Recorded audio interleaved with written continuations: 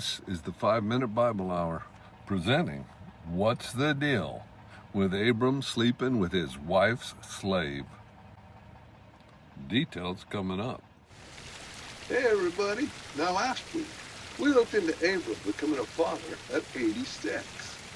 Now this week we're going to focus on Genesis 16, a chapter in the Bible that gives us details about this first son of Abram. And it's not with Sarah, but with her Egyptian slave Hagar. But get this, Abram sleeping with Hagar was actually Sarah's idea. Now imagine living in those ancient times where the customs and expectations of family, well, they're vastly different from what we have today. So after enduring a decade of silent heartache, well, Sarah takes matters into her own hands. Frustrated and feeling the weight of her situation, she approaches Abram with a pretty bold suggestion. I'm reading now from Genesis 16, 1 and 2. Now Sarai, Abram's wife, had borne him no children, but she had an Egyptian slave named Hagar. So she said to Abram, "The Lord has kept me from having children. So sleep with my slave. Perhaps I can build a family through her."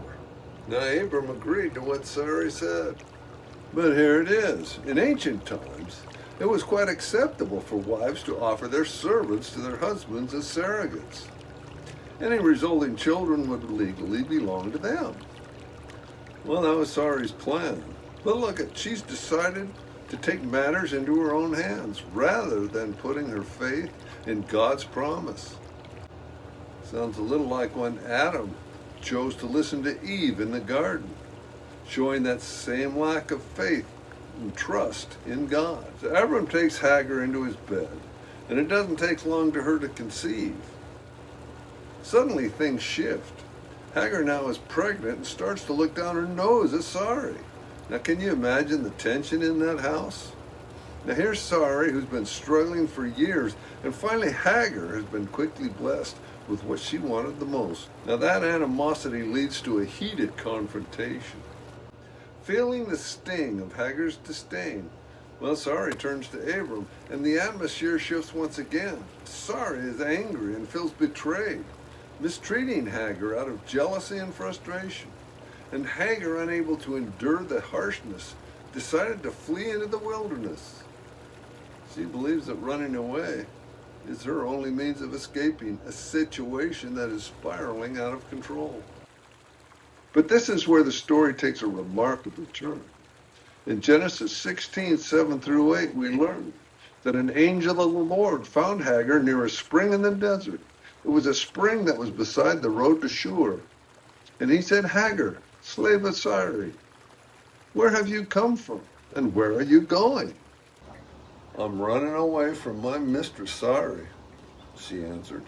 Now the angel offers her guidance and reassurance, telling her to return to Sarai. The angel carries with him a promise that is both beautiful and profound. Hagar will be blessed with countless descendants. She's to name her son Ishmael, which means God has heard, signifying that her pain has not gone unnoticed by the divine. And the angel also dives into an obscure warning about Ishmael. In Genesis 16:12, he tells her, "He will be like a wild donkey of a man. His hand will be against everyone, and everyone's hand against him." Sounds like a story for another day. Now this meeting profoundly affects Hagar, giving her a newfound sense of purpose and strength. And she is no longer just a slave, but a vessel of God's promise. Hagar follows the angel's advice, and she returns. She eventually gives birth to Ishmael when Abram is 86 years old. It's a significant milestone marking the beginning of a new chapter, not only in Hagar's life, but also in Abram's and Sarai's story. So look, despite Sarai and Abram's doubts and mistakes, well, God provides a son for them through Hagar. Now this can be a reminder to us that God's provision and blessing, well, they can come in unexpected ways. We should trust in God's plan for our lives. Now this story highlights some intense human emotions. The pain of infertility, the desire for family, the complexities of relationship, and the tensions that can arise from struggles for acceptance and respect. It's easy to sympathize with Sari, who feels overlooked and embittered, and at the same time feel compassion for Hagar. She finds herself in a precarious position, being both a slave and a bearer of hope. Think about it. It's clear that the events took place in ancient times, but even today, right now, the emotions and struggle, well, they're same old, same old. Hey, that's just how we might respond when faced with challenges that seem unsurmountable. Sari's strategy to use Hagar might parallel our own knee-jerk reaction, to take control of the situation that we're ill-equipped to handle, instead of asking for God's help. Meanwhile, Hagar is longing for recognition and a boost of her own self-worth. Yeah, does that sound familiar? Sure does to me. So here's the deal. This is more than just a story from a distant past. It encourages us to remember the most challenging circumstances and a path towards understanding and fulfillment.